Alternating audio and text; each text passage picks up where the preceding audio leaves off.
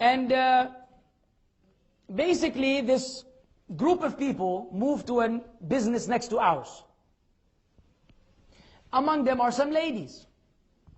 One of these ladies would frequent our office because Hisham was the one who showed them the place. He actually the one who brought them to this building. He hooked them up with the owner and everything, the landlord. And and he had sold them insurance from before, so they had good relationship.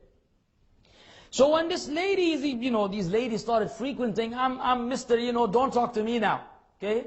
Ladies, shh, out. I erase all the numbers from my phone, nothing. Khalas, me and the female gender are at war. It's difficult over there, but that's what I had to do. So anyways, this lady kept asking for advice because she had come from another country and her legal situation was very similar to mine. And she kept asking for advice, and I'm like, I'm all frowning, say, look, I don't talk to ladies, and really I don't have any advice to give you either. I know one thing though. My life was busted until I started practicing Islam, and then that solved my problems. If you want, that's the only thing I can offer you as advice. Don't ask for anything else. She said, okay, sure. I said, okay, good. So I start telling her about Islam.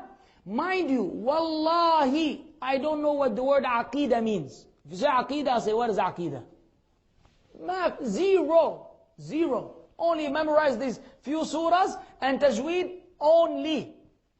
But I would, sit there and use the actual fitrah. How could Allah have a son? She was a Christian, Catholic Christian. No way Allah has a son. Allah doesn't have any children. Just basic stuff. And I started telling the people in the masjid, the brothers, I'm giving da'wah to this, one lady and everything. So they start giving me material. Take this CD, give her this DVD, give her this book, and I would just, here. So I didn't think anything would happen, and one day she says, I want to become a Muslim. I was like, oh, this is serious. She wants to embrace Islam. We speak to the Brother Mundir, who was the one who taught us tajweed, said, look, the lady wants to embrace Islam. He said, bring her. I remember he has a Suburban, GMC. We go sit in the car. She's sitting in the back, I'm sitting next to him. And he tells her the story of Ibrahim. With, هَذَا رَبِّي, with the Qamar and the Shams and whatever. And he gives her a nice little story, and then he makes her declare the Shahada. She repeats the Shahada after him, and the lady is a Muslimah now. Alhamdulillah. And so, things are getting, we're happy. There's something happening. Now we need to find her a lady who can teach her wudu and salah, because a man cannot do that. You can give her a book and DVD, but you can't be teaching her salah. Make sure, brother, you don't try to find, a non-Muslim say, let me show you how to make wudu. Do you see that? It doesn't work this way. Okay, because the shaitan is going to take you to something other than wudu. Anywho, so let's find a lady, some sister who, is nice sister at the masjid. We couldn't find anyone. Couldn't find a sister who could speak English and educate this young lady about salah. So,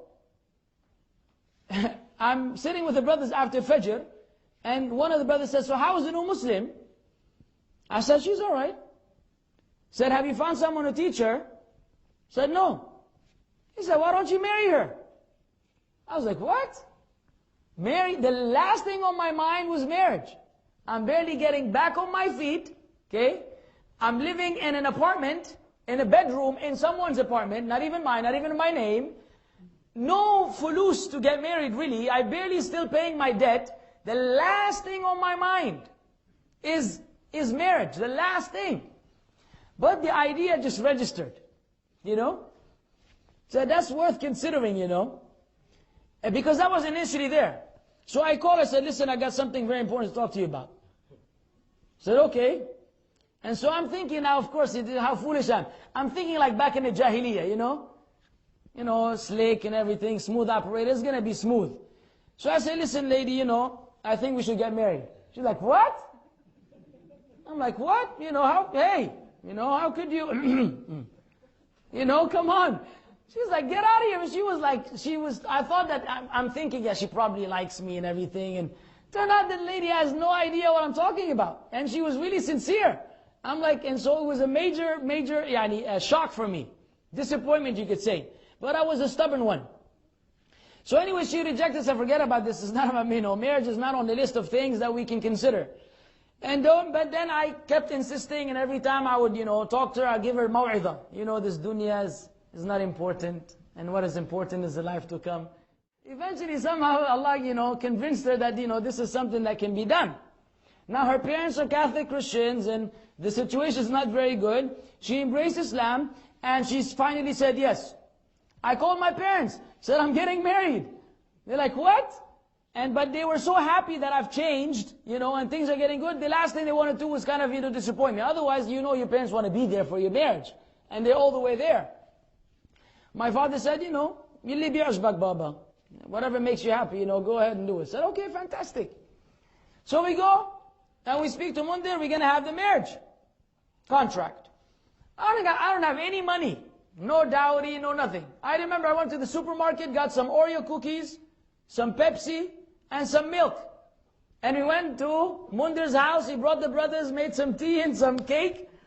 And she came, and the Egyptian brothers, there were a bunch of Egyptians who were soldiers who would come to the States to have a course.